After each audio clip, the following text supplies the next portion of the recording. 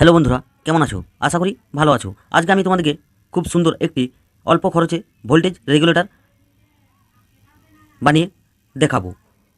তোমরা এটি দিয়ে যে কোনো 12 ভোল্ট ভোল্টেজকে 5 ভোল্টে 4 ভোল্টে তোমরা খুব সহজেই কনভার্ট করতে পারবে। কেননা কখনো কখনো আমাদের খুবই প্রয়োজন পড়ে যে 12 ভোল্ট থেকে 5 ভোল্টের 5 ভোল্টের মানে 12 ভোল্ট থেকে কোনো কিছু 5 ভোল্টের ডিভাইস চালাতে হলে আমাদের ভোল্টেজ রেগুলেটর একটি দরকার। যে রেগুলেটরের দ্বারা তোমরা খুব সহজেই 12 ভোল্ট থেকে 5 ভোল্ট কনভার্ট করতে পারবে। কিন্তু ভোল্টেজ কনভার্ট করার জন্য আমাদের যে 7805 আইসি, ওটিতে আমাদের ভোল্টেজ 5 ভোল্টে কনভার্ট করে দেয়, 12 ভোল্টকে 5 ভোল্টে কনভার্ট করে দেয়। কিন্তু ওটি আমাদের ইলেকট্রনিক শপে বা যে কোনো দোকানে কিনতে গেলে একটু দাম বেশি নেয় আমাদের কাছে। তো সেই জন্য তোমাদেরকে আমি একটি খুব অল্প খরচে বা বিনা খরচে বলতে গেলেই চলে এটা, কারণ হলো আমি এই যে জিনিসগুলি এটিতে লেগেছে কম্পোনেন্টগুলি, তো সেগুলি আমরা পুরনো সার্কিট বোর্ড থেকে পেয়ে গেছি। তোমরাও আরামসে পেয়ে যাবে। তো কোথায় পাবে আমি সমস্ত কিছু এই ভিডিওর মধ্যে বলে দেবো, এবং খুব সহজ এবং সিম্পলভাবে বানাতে হয় কীভাবে সেটিও দেখিয়ে দেবো খুব সহজভাবে।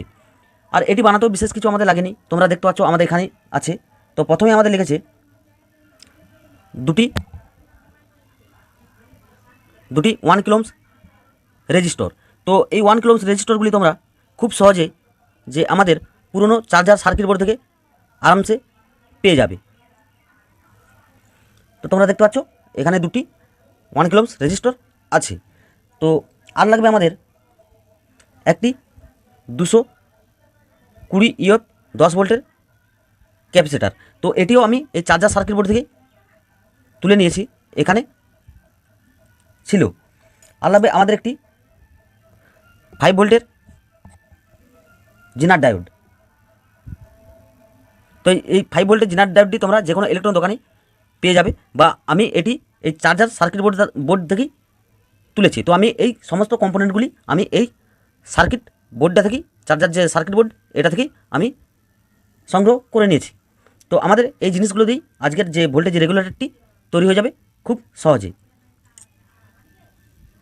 তো চলো দেরি করবো না, কীভাবে দেখে নিই। তো আমাদের একটি এলইডি লাগবে। তো আমি রেড এলইডি নিয়েছি।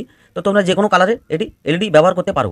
আমাদের এলইডিটি মানে যে ইন্ডিকেটার হিসাবে কাজ করবে, আমাদের সার্কিটে কারেন্ট আসছে কি আসছে না সেই ইন্ডিকেটার হিসাবে কাজ করবে।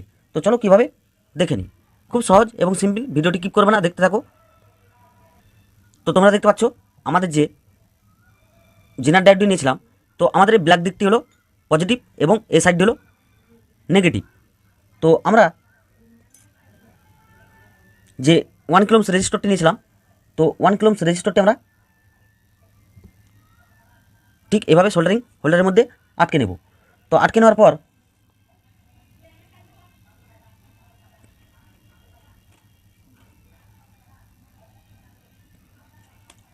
আমরা যে জিনার ডায়োডটি নিয়েছিলাম, তো আমরা জিনার ডায়োডের ব্ল্যাক দিকটি ঠিক এভাবে সোল্ডারিং করে দিয়েছি পজিটিভ সাইড দিয়ে। তারপর আমাদের যে আমরা 220 ইউএফ ক্যাপাসিটারটি নিয়েছিলাম, তো ওই ক্যাপাসিটারটি আমরা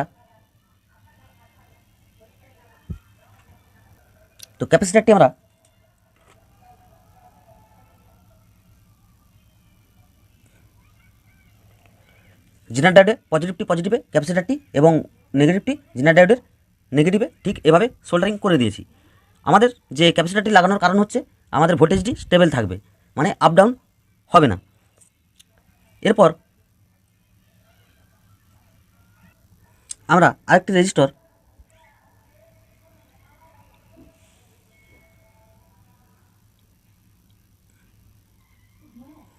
এই রেজিস্টরে ঠিক এভাবে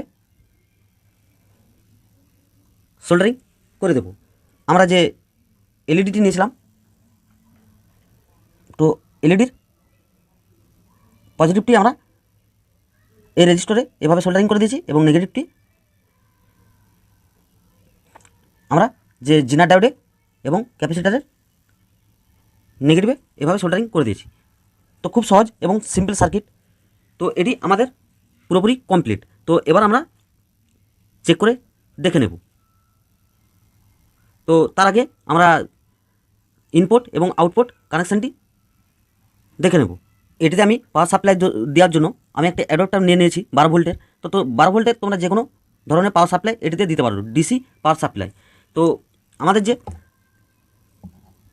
ইনপুট 12 ভোল্ট পজিটিভ,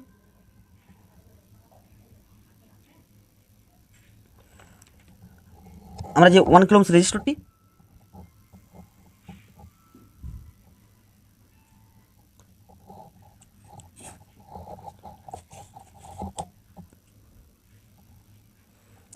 ঠিক এখানে দিয়ে দিয়েছি, এবং আমাদের ইনপুট নেগেটিভটি আমরা যে ক্যাপাসিটারের নেগেটিভ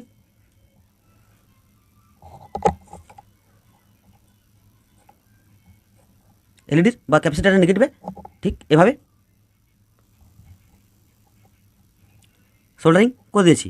তো এবার আমরা এটি চেক করে দেখে নেব। তো আমাদের যে 5 ভোল্ট আউটপুটটি দেবে আমাদের যে ক্যাপাসিটারের পজিটিভে এবং ক্যাপাসিটারের নেগেটিভ, এই দুটি থেকে আমাদের 5 ভোল্ট আউটপুট বেরোবে। তো চলো দেখে নিই। তো তোমরা দেখতে পাচ্ছ আমাদের যে পাওয়ার সাপ্লাই দেওয়ার সঙ্গে সঙ্গে আমাদের এলইডির ইন্ডিকেটারটি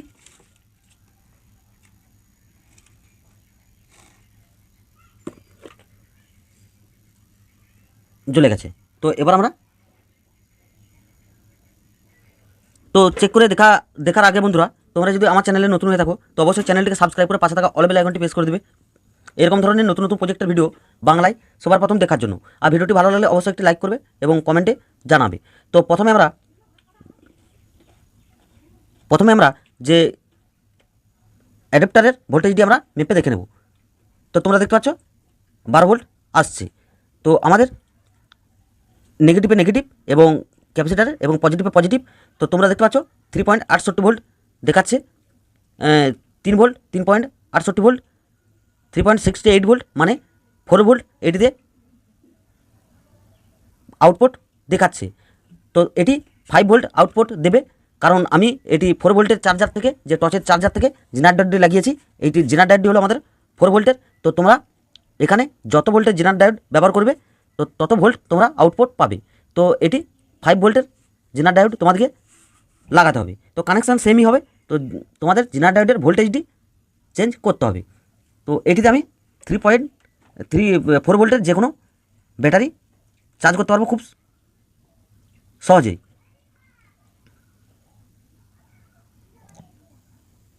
তো তোমরা এটি 5 ভোল্ট করতে পারো খুব সহজে। এটি সেক্ষেত্রে তোমাদেরকে জেনার ডায়োডটি চেঞ্জ করতে হবে, 5 ভোল্টের লাগাতে হবে। তো আশা করি ভিডিওটি ভালো লেগেছে। চলো বন্ধুরা, দেখাবে পরের ভিডিওতে।